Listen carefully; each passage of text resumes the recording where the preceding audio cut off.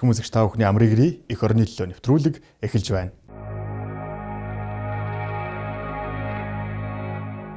Өнгөрөх 2022 он бол Батлан хамгаалах салбарын хувьд гадаад харилцаа хамтын ажиллагааг идэвхтэй хөгжүүлсэн үр дүнтэй он байсан. Олон үр дүнтэй ажил улсуудад болж дэлхийд дахинд болон бүс нутагт Монгол улсын баримталж буй гадаад бодлого, тэр дундаа Батлан хамгаалах гадаад бодлогыг олон улсад таниулах харилцаа хамтын ажиллагаагаа эрчимжүүлсэн олон чухал арга хэмжээ зохион байгуулагдсанараа онцлог байсан юм а. Эдгээр арга хэмжээг тоомлон энэ удаагийнхаа дугаард үзэгч та бүхэндээ хүргэж байна. Батлан хамгаалах салбарын гадаад харилцаа 2022 онд зөвлөлдөх уулзалтууд 2022 онд Америк нэгдсэн улс, холбооны бүгд найрамдах Герман улс, бүгд найрамдах Турк улс, Австралийн холбооны улстай Батлан хамгаалах яамт хоорондын зөвлөлдөх уулзалтуудыг зохион байгуулж, Батлан хамгаалах салбарын хамтын ажиллагааны үндсэн чиглэлүүд цаашид авч хэрэгжүүлэх арга хэмжээг тодорхойлж, харилцан ойлголцол, этгэлцлийг бэхжүүлсэн чухал ач холбогдолтой арга хэмжээнүүд болсон юм а.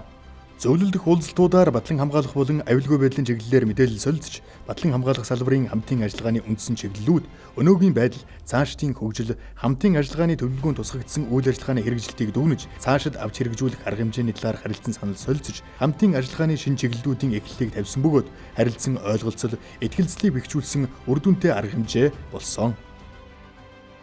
Гадаадын өндөр дээд түвшний зоч төлөөлөгчдийн манай оронд хийсэн айлчлалууд Нэгдсэн үндэсний байгууллагын ерөнхий нарийн бичгийн даргын энхийн ажиллагаа эрхэлсэн орлогч Лакурагийн айлчлал. Нэгдсэн үндэсний байгууллагын ерөнхий нарийн бичгийн орлогч дарга Лакура Монгол улсад албан ёсны айлчлал хийж, Монгол улсын төр засгийн болоод Батлан хамгаалах яам зэвсэг түвшний удирдлагатай уулзалт хийж, зэвсэг түвшний энхийг дэмжих ажиллагааны сургалтын төв зочилж, зэвсэг түвшнийг энхийг сахиулах ажиллагааны сургалт бэлтгэл, бие бүрэлдэхүүний бэлтгэлжилт, техник хэрэгслийн бэлэн байдалтай биешлэн танилцсан юм а. Тэрээр айлчлалынхаа явцад Монгол улсын ерөнхийлөгчийн ивэлдор 2022 оны 6 дугаар сарын 16-наас 19-ний өдрүүдэд манай улсад зохион байгуулагдсан эмэгтэй энхийг сахиулагчдын олон улсын бахуралд оролцсон юм. Энэхүү айлчлал нь Монгол улс нэгдсэн үндэсний байгууллагын хамтын ажиллагааг өргөжүүлэн хөгжүүлж, нэгдсэн үндэсний байгууллагын энхийг сахиулах ажиллагаанд Монгол улсын оруулах хувь нэмрийг өсөн нэмэгдүүлэхэд түлхэж үзүүлэхийн зэрэгцээ олон улсын аюулгүй байдлын орчинд буй өөрчлөлт, дэлхийн нийт тулгараад буй олон сорилтуудтай цаг үед зохион байгуулагдсанараа онцлог байсан юм а. Ноён Лакура Монгол улсад албан ёсны айлчлал хийснээр Монгол улсаас нэгдсэн үндэсний байгууллагын бодлого үйл ажиллагааг дэмжих, хэрэгжүүлэхэд гаргаж буй хүчин чармайлт, тэр дундаа Батлан хамгаалах зэвсэг түвшний нэгдсэн үндэсний байгууллагын энхийг дэмжих ажиллагаанд оролцож буй хувь нэмрийг үнэлж, нэгдсэн үндэсний байгууллага болоод бүс нутаг дэлхийн нийтэд сурталчилсан чухал ач холбогдолтой бөгөөд үр дүнтэй арга хэмжээ болсон юм а. Бүгд найрамдах энтхэг улсын Батлан хамгаалахын сайд Рашнад Сингхийн айлчлал. Монгол улсын Батлан хамгаалахын сайд Сайханбээрийн урилгаар бүгд найрамдах энтхэг улсын Батлан хамгаалахын сайд Рашнад Сингх 2022 оны 9-р сарын 5-наас 7-ны өдрүүдэд Монгол улсад албан ёсны айлчлал хийсэн. Айлчлалын хүрээнд бүгд найрамдах энтхэг улсын Батлан хамгаалахын сайд Рашнад Сингх Монгол улсын ерөнхийлөгч Ухнагийн хүрэлцөх улсын хурлын дарга Зандан шатар нарт бараалгаж Батлан хамгаалахын сайд Сайханбээртэй албан ёсны яриа хэлэлцээ хийж, хоёр орны харилцаа, хамтын ажиллагааны асуудлаар ярилцаж, харилцан санал солилцож, Батлан хамгаалахын сайд нар кибер аюулгүй байдлын сургалтын төвийн нээлтийн ёслолын арга хэмжээнд оролцсон юм. Ийхүү 16 жилийн дараа энтхэгийн Батлан хамгаалахын сайд манай оронд айлчлал хийж, хоёр орны Батлан хамгаалах салбарын харилцаа, хамтын ажиллагааг бэхжүүлэх, цэргийн итгэлцлийг бэхжүүлэх, цаашид хамтран ажиллах чиглэл үйл ажиллагааг өргөжүүлэн шин шатанд гаргасан чухал арга хэмжээ болсон.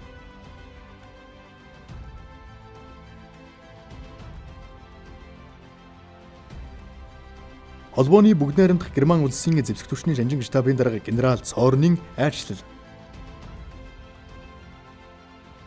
Холбооны бүгд найрамдах Герман улсын холбооны зэвсэг түвшний жанжин штабын дарга генерал Эберхард Цорн 2022 оны 6 дугаар сарын 16-наас 19-ний өдрүүдэд албан ёсны айлчлал хийсэн. Тэрээр Монгол улсын ерөнхийлөгч хүрэлцэхэд бараалгаж, Батлан хамгаалахын сайд Сайханбээр зэвсэг түвшний жанжин штабын дарга дэслэгч генерал Ганзрог нартаа уулзсан юм. Батлан хамгаалахын сайд Сайханбээр хоёр улсын харилцаа, хамтын ажиллагаа олон чиглэл төгсөж, хамтарч ажиллаж байгаагийн дотор Батлан хамгаалах салбар цэргийн хамтын ажиллагаанд чухал ач холбогдолтой байсаар ирснийг онцлон тэмдэглээд, цаашид хамтын ажиллагаа өргөжөж олон шин чиглэлд хамтран ажиллана гэдэгт итгэлтэй байгаагаа энэ үеэр илэрхийлсэн юм. Генерал Цорн Монгол улсад айлчлан ирсэндээ сэтгэл хангалуун байгаагаа илэрхийлэхийн сацуу манай хоёр улсын зэвсэг түвшин олон жилийн турш Афганистанд хамтран үүрэг гүйцэтгэснийг онцолж, цаашдын хамтын ажиллагаагаа өргөжүүлэн хөгжүүлж, Монгол улсын зэвсэг түвшний хөгжил дэвшлийг тууштай дэмжиж хамтран ажиллахаа илэрхийлсэн юм а.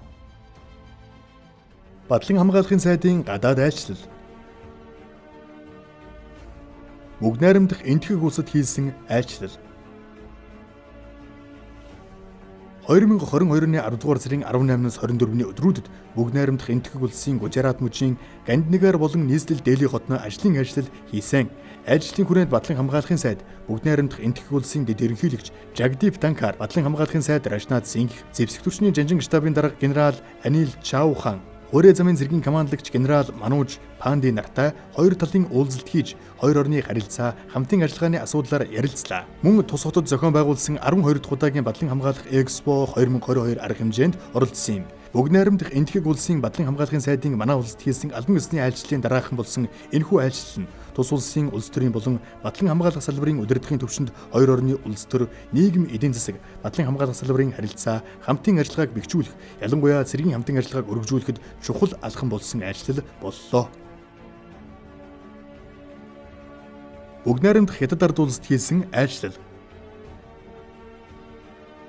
Батлан хамгаалахын сайд Сайханбаяр 2022 оны 11-р сарын 18-наас 19-ний өдрүүдэд бүгд найрамдах Хятад ард улсын Шанси мужийн Сиан хотноо албан ёсны ажил хийж хоёр орны Батлан хамгаалахын сайд нар олон улсын болон бүс нутгийн аюулгүй байдал, хоёр талын Батлан хамгаалах хамтын ажиллагааны асуудлаар санал солилцлоо.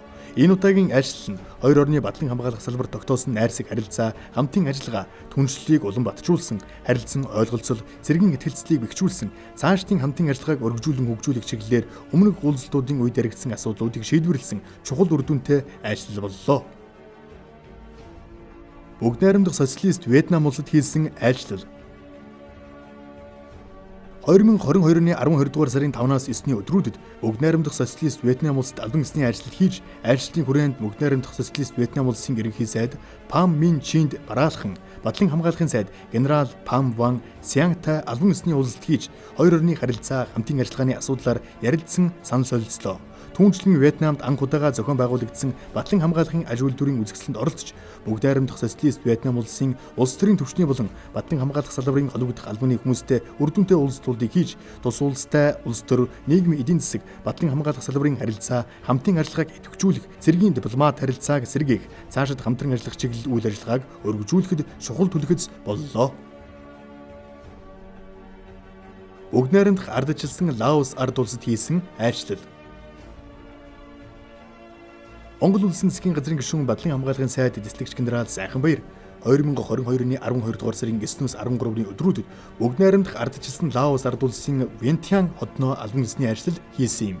Айлчлалын хүрээнд бүгд найрамдах ардчилсан Лаос ард улсын ерөнхий сайд Панкам Вифаванд бараалхаж, бүгд найрамдах ардчилсан Лаос ард улсын ерөнхий сайдын ордогч Батлан хамгаалахын сайд генерал Жансамон Жанлианттай хоёр талын уулзалт хийж, хоёр орны харилцаа, хамтын ажиллагааг өргөжүүлэн хөгжүүлэх асуудлаар ярилцаж, Батлан хамгаалах яамд хооронд харилцан ойлголцлын санамж бичигт гарын үсэг зуран баталгаажууллаа. Ийхүү Монгол улсын засгийн газрын гишүүн Батлан хамгаалахын сайд дислэгч генерал Гүрстийн Сайханбаяр өмнөд хөрш болон зүүн өмнөд Азийн орнуудад албан ёсны ажил хийсэн нь сар дахлын дараа салбарынхаа гадаад харилцаа, хамтын ажиллагааны талаар баримталж буй бодлогыг олон улсад таниулж, дэлхийд эхний болон бүс нутгийн аюулгүй байдлын орчинд гарч буй үйл явдлын талаар харилцан байр суурь илэрхийлж ойлголцсон, харилцаа, хамтын ажиллагааныхаа цаашдын чиглэл, төлөвийг тодорхойлсон, улс орныхоо гадаад нэр хүндийг хөргөсөн олон талын чухал ажил хөдөлтөй айлчлалууд боллоо. Батлан хамгаалахын гадаад хамтын ажиллагаа нь Монгол улсын аюулгүй байдал, гадаад бодлогын гол түлхүүр бөгөөд олон улс бүс нутагт цэргийн харилцаа, хамтын ажиллагааг үнцгийрүүлж, цэргийн итгэлцлийг бэхжүүлэх, дэлхийн энх тайван тогтвортой байдалд өөрийн онцлогтой хувь нэмрийг оруулж байдгаараа чухал ажил хөдөлтөй. Батлан хамгаалах яамны зүгээс эдгээр бодлого зорилтыг хэрэгжүүлэх үүднээс гадаад харилцааг эрчимжүүлэх, цэргийн хамтын ажиллагааг өргөжүүлэх чиглэлээр дээрх үйл ажиллагааг хэрэгжүүлснээр Монгол улсын аюулгүй байдлыг хангах, гадаад бодлогыг хэрэгжүүлэх, бүс нутгийн энх тайван тогтвортой байдлыг хангахад дэмжлэг үзүүлэхэд бодиттой хувь нэмэр оруулсан жил байлаа. Эх орны төлөө нэвтрүүлэгтээ хамт байгаа эрхэм үзэгч та бүхэндээ баярлалаа. Нэвтрүүлгийн энэ хэсэгт Батлан хамгаалах салбарт өрнсөн мэдээллийг үзүүлье.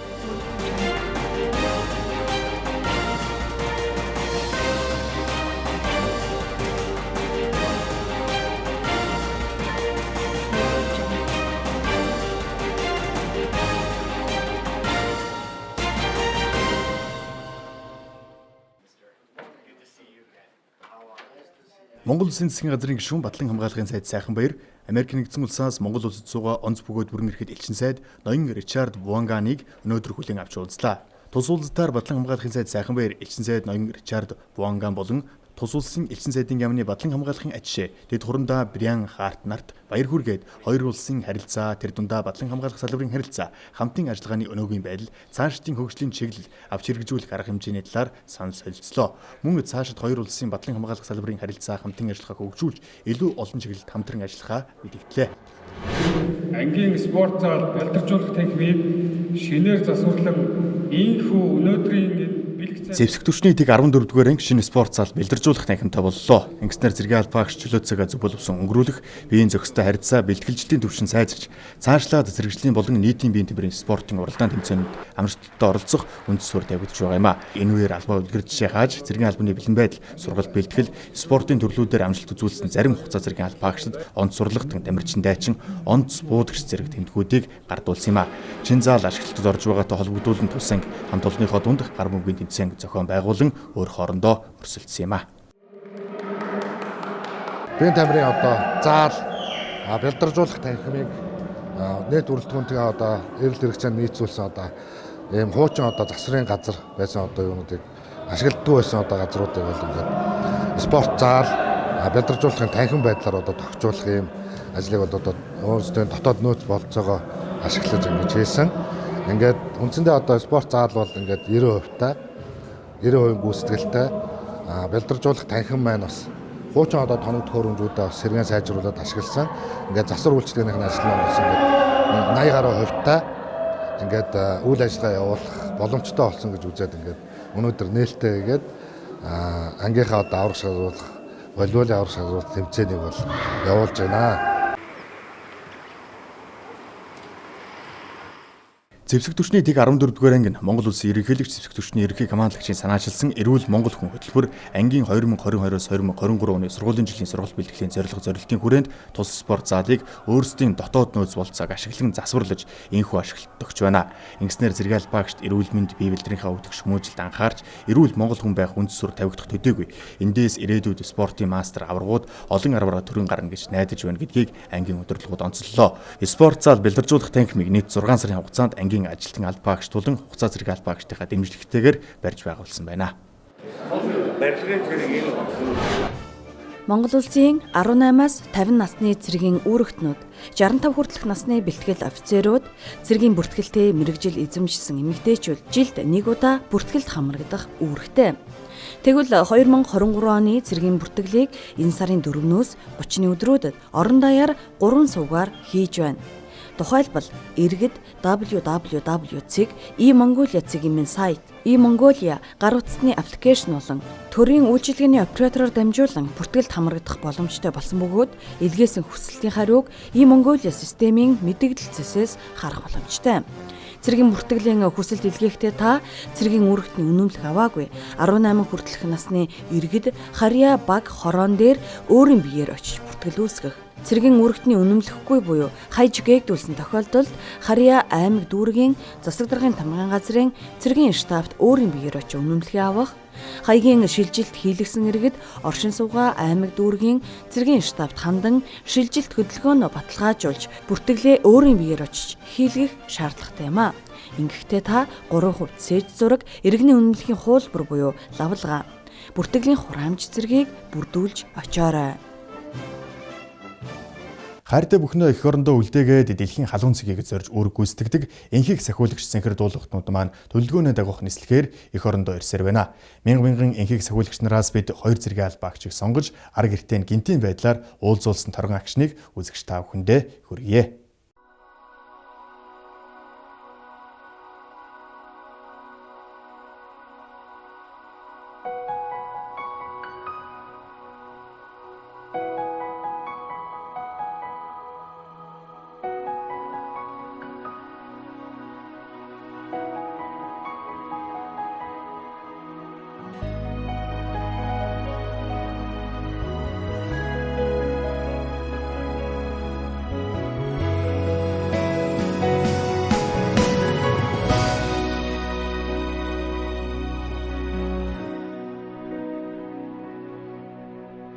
Унган хүлгэн газраа үнэрлэн гүйчлэрдэг эх нутаг минь Удамд хөвдөн нүдэж цавчлгүй мансан хөөхтэн гэрмээ эцэгдэцэс хүй холбоотой эрдэнийн үлгиймээ. Алс хоол Африк ТV-ийн бүгд найрамд Түмнэс удаан улсад нэгдсэн үндэсний байгууллагын анмис ажиллагаа явагдаж байгаа. Тус ажиллагаанд мот буудлын батальоны 11-р ээлжийн цэргийн багийн бие бүрэлдэхүүн үүргээ амжилттай гүйцэтгээд эх орондоо ирсэн. Тэдгээр цэргийн албан хаагчнараас бид цэргийн багийн дотрын эмчээр болон шанахт ачигчийн оператор жолоочор томилогдсон үүрэг гүйцэтгэсэн ахлах дэслэгч сувдаа ахлагч ачигт бор нарыг сонгон ижи автай гинтийн байдлаар уулзууллаа. Харийн нутгаас эх орноо ижи ав илгэн садан үр хүүхдээ сансан сэтгэлээ твтээж уулзах агшин бол дахин давтагдшгүй торгон мөч байдаг үлээ. Нулимс өөрөө ирэхгүй гарах гэдэг юм байна. Бас тэгээд энэ мэдрэмжийг бол өмнө нь бол ерөөсөө авч үзээгүй. Энэ удаад эх орноороо бахарах нь Монгол хүн болж төрсөндөө одоо сэтгэл огшно гэдэг мэдрэмжийг бол маш их авч чадлаа. Тэгээд үнэхээр сайхан байна. Одоо удахгүй бас аав ээжтэйгээ хоёр хүүхэдтэйгээ уулзсан. Манай ээж аав хоёр хүүхэд маань аавыг ирэхийг ерөөсөө мэдээгүй байгаа. Одоо бол ингээд оглол бол амар байна. Сая хоёр хүүхдээ сансан байна. Аав ээжтэйгээ уулзгаад амар их догдолж байна. Одоо ингээ өөлж гал ер нь их догдлолтой байна. Уурал мянганд бодон таатнаа.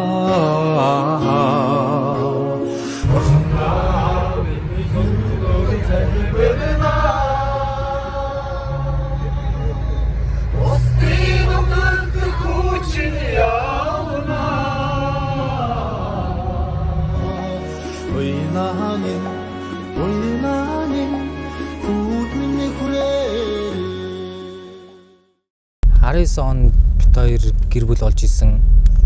Тэгээд одоо би хоёр хүүхэдтэй. Хоёр хүүхдээ маш их сансан байна. Одоо очигууд яг яаж урдаас гүйж гин сайн байдаггүй. Манай найзуудыг орохоор урдаас нэхгүй гэж очдөг гэсэн. Ажиллагааны газар орон дээр бол үүрэг гүйцэтгэхэд ар гэр хайртай хүмүүсийн дэмжлэг гэдэг бол маш их байдаг юм байна. Аав ээж маань сэтгэл санааг зовоохгүйгээд одоо өвдсөн ч нуугаад явж исэн тэр мөчүүд бол бас эргээ ботход одоо хүндхэн уууд надад бас байсан. Тэр мөчийг даваад ингээд өнөөдөр одоо ээжтэйгээ аавтайгаа хоёр хүүхдтэйгээ уулзах гэж байгаа маш их баяртай байна.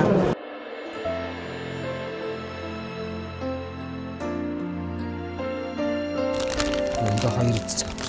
Кинийх нэрт энийг ээжтэй. Гоё юмстай гоё шийдсэн байна.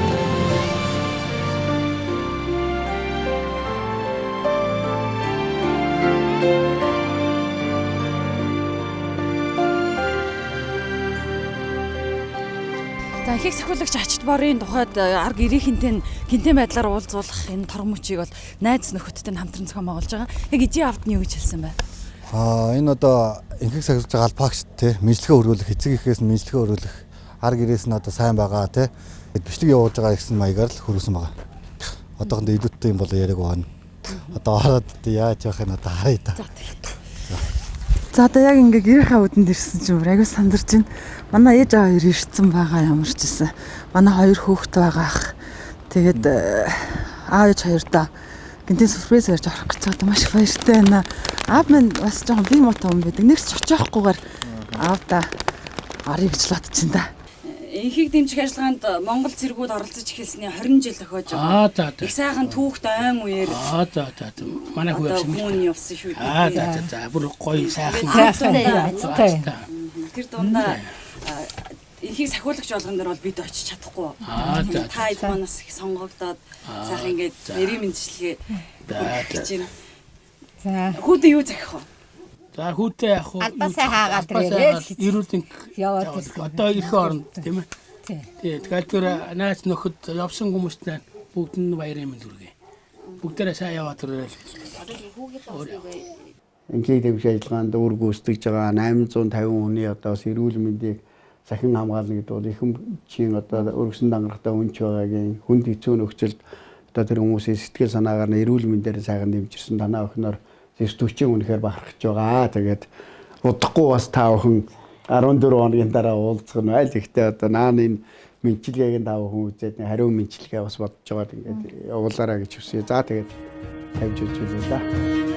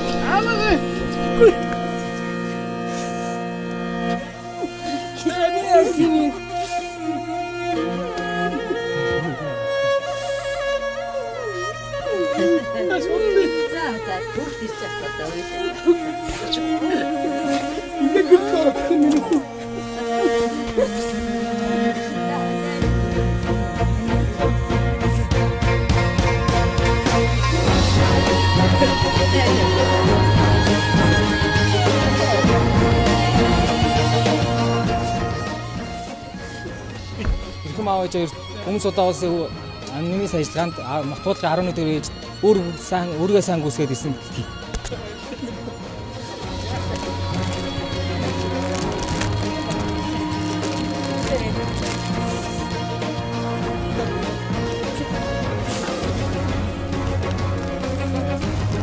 За олон хоног бодож тэглүүлсэн уулзалт боллоо. Ижи автаа уулзах сэтгэл ямар байв? Иж автагаа уулзах сэтгэл маш гоё байлаа. Гинт орж ирсэн аавч эрэхтэй өглөө. Би өөртөө айгүй амирхтай өглөж байна. Аавч ихээ сансан.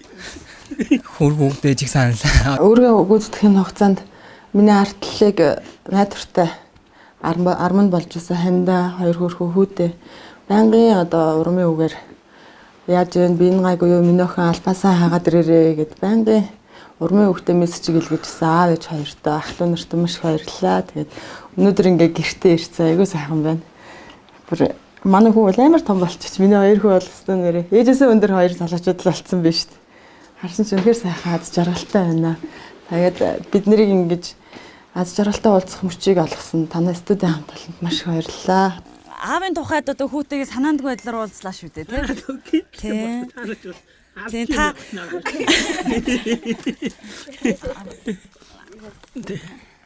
та их баярлалаа.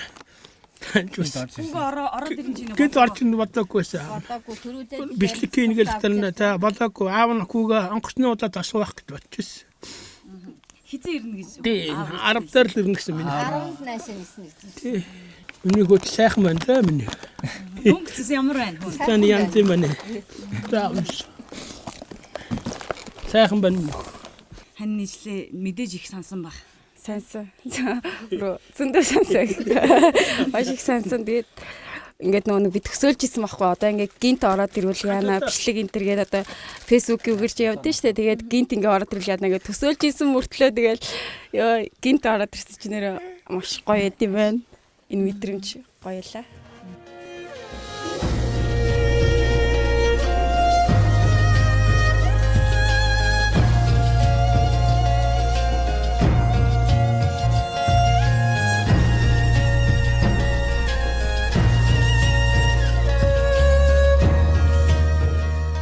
Инхийг сахиулаад элгэн сатантайхан залгах сайхан. Эцэг минь намайг хараад инээх, нар мандахыг харах шиг ижимэн сүгэн дээжлээд угтах. Сэтгэлд дуу уянгалах мэт инхрийхэн үрс минь санаж битгэрсэндээ элгэнд наалдаж, ингэрт зүүгдэж, их нандан хайр бүхэн минь сэтгэлэн дэвцэндээ илхэн мэлмэрч, бас үнсэж, тэдэндээ би ямар их хайртайгаа мэдэрч улам хайрладаг.